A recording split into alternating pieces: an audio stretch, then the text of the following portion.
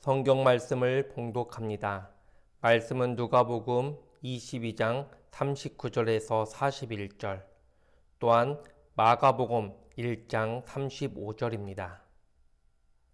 예수께서 나가사 습관을 따라 감난산에 가심에 제자들도 따라갔더니 그곳에 이르러 그들에게 이르되 유혹에 빠지지 않게 기도하라 하시고 그들을 떠나 돌 던질 만큼 가서 무릎을 꿇고 기도하여.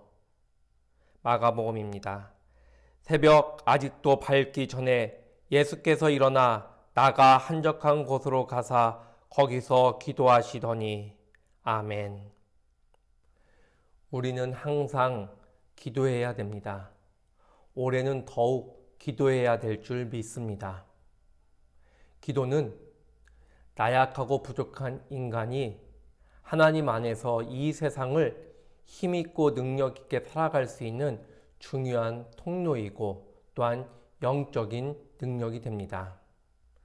우리가 기도를 통해서 하나님과 온전히 이어지게 되면, 즉 우리가 주 안에 있게 되면은 기도하는 자의 마음과 생각을 하나님께서 지켜주신다라고 말씀하고 있습니다.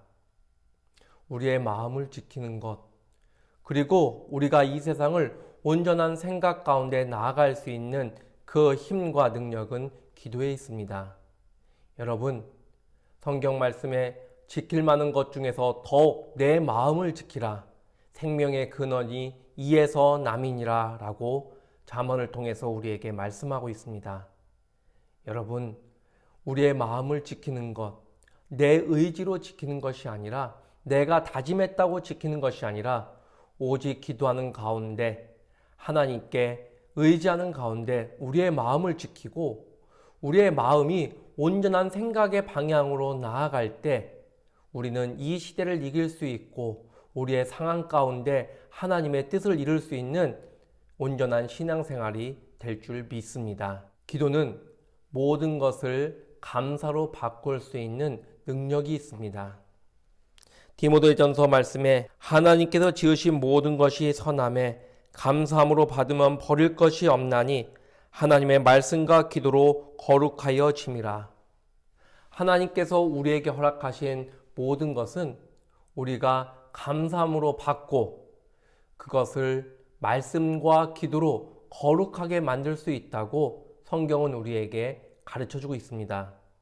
여러분, 우리에게 일어나는 많은 것들, 때로는 고난이고 역경이고 어려움이지만 첫 번째, 하나님이 나에게 은혜로 주신 것이다 라는 믿음을 갖게 된다면, 내가 그 하나님이 주신 것을 가지고 감사함의 믿음을 가지고 말씀을 붙잡고 기도하는 가운데 나아갈 때 그 모든 것을 감사함으로 형통함으로 바꾸는 은혜가 우리에게 임할 줄 믿습니다.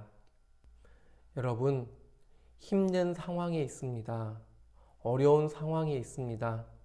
그저 낭만적으로 잘 될 거다, 좋아질 것이다, 그게 다 나에게 유익하다, 그런 말씀을 드리는 것이 아니라 오직 하나님이 우리에게 허락하신 은혜라고 생각하고 말씀을 붙잡고 기도하며 나아갈 때 이 힘듦과 어려움, 이 역경이 결국 감사함으로 형통함으로 바뀌게 될 줄 믿습니다. 그것을 이룰 수 있는 힘은 말씀을 붙잡고 기도하는 데 있는 줄 믿습니다. 기도의 능력은 모든 것을 선함으로 바꿀 수 있는 능력이 되는 줄 믿습니다. 그래서 성경은 골로새서 말씀을 통해서 이렇게 우리에게 가르쳐 줍니다. 기도를 계속하고 기도에 감사함으로 깨어 있으라. 여러분, 어려우면 어려울수록, 힘들면 힘들수록, 어찌할 바를 모르면 모를수록 우리는 더욱 기도하는 가운데 깨어있고 감사하는 가운데 하나님을 바라볼 때 그 기도의 능력으로 말미암아 하나님의 은혜로 모든 것이 온전해질 줄 믿고 나아가는 저와 여러분이 되기를 간절히 축원합니다.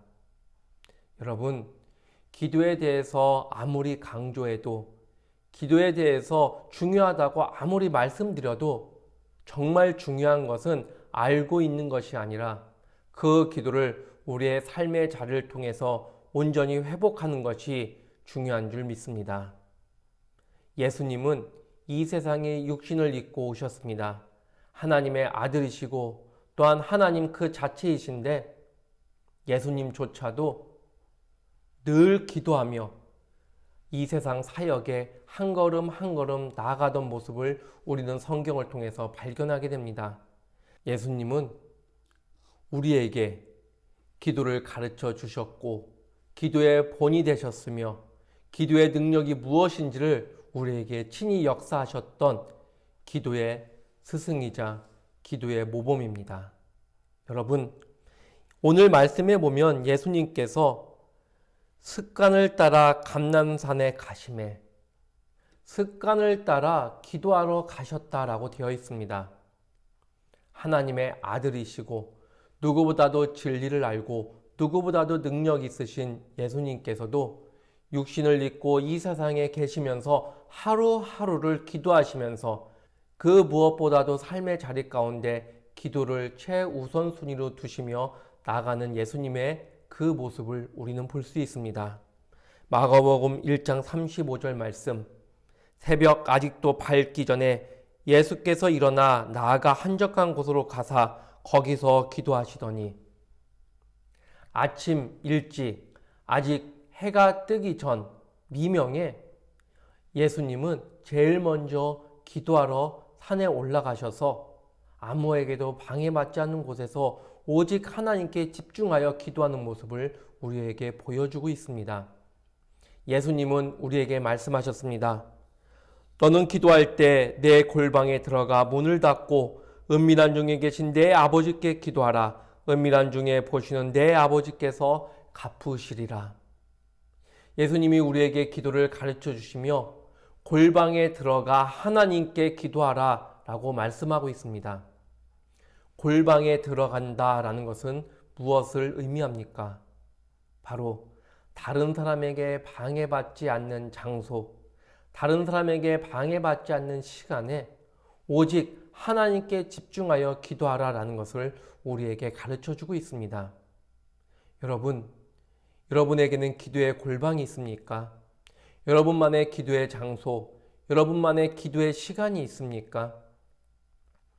예수님께서 새벽에 가장 먼저 기도함으로 하루를 여셨던 것처럼 여러분, 우리의 일상 속에서 가장 우선시해야 될, 가장 우선순위로 둬야 될 것이 기도인 줄 믿습니다. 새벽 미명에 예수님께서 기도하셨던 것처럼 습관을 쫓아 기도하러 가셨던 주님의 모습처럼 우리의 일상 가운데 기도하는 시간, 기도하는 장소가 있어야 될 줄 믿습니다. 아침에 일어나서 그 첫 눈을 뜨는 순간 하나님께 기도할 수 있습니다. 아니면 잠들기 전에 모든 것을 다 마치고 잠자리에 들기 전 하나님께 기도할 수 있습니다. 아니면 출근하면서 버스에서든지 아니면은 운전하고 가면서 마음으로 하나님께 간절히 기도할 수 있습니다.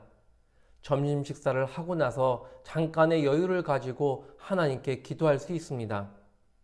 중요한 것은 기도가 내 삶의 습관이 되어야 된다는 것이고 내 삶의 자리 가운데 기도의 시간이 우선되어야 된다는 것입니다. 여러분, 코로나로 인해서 우리의 많은 일상이 불편해졌고 무너졌습니다. 이 순간에 하나님은 우리를 향해서 무엇을 원하고 계시고 무엇을 바라고 계실까요? 무엇보다 우리 일상이 무너진 이 순간 우리의 영적인 일상, 우리의 신앙의 일상은 회복돼야 될 줄 믿습니다. 그 영적인 일상의 우선순위는 기도가 돼야 될 줄 믿습니다. 일상이 불편하고 힘들지만 우리의 영적인 생활 속에서의 기도 생활, 우리의 신앙 생활 속에서의 기도, 이것이 진정 이 코로나 시대 우리의 마음과 생각을 지킬 수 있는 힘이 되고 우리가 모든 것을 감사함으로 바꿀 수 있는 능력이 되는 것, 그것은 바로 영성 생활에서의, 신앙 생활에서의 기도의 회복, 기도의 습관, 기도의 우선순위가 우리에게 온전히 회복될 때 모든 것이 형통함으로 바뀌게 될 줄 믿습니다. 저와 여러분이 기도에 더욱더 열심을 내고 기도로 하나님의 역사하심을 간증하게 되기를 주의 이름으로 간절히 축원합니다. 하나님, 우리의 일상이 불편해지고 어려워졌지만 우리의 영적인 능력이 회복될 수 있는 좋은 기회인 줄 믿습니다. 기도할 수 있게 하여 주시옵소서. 기도의 골방을 우리에게 허락하여 주시옵고 기도의 시간을 통해서 우리의 기도가 습관이 될 수 있게 하여 주시옵고 하나님과 이어짐으로 모든 것이 온전해지는 역사 있게 하여 주시옵소서. 기도 가운데 역사하시는 주님만 바라보며 예수님 이름으로 기도하옵나이다. 아멘.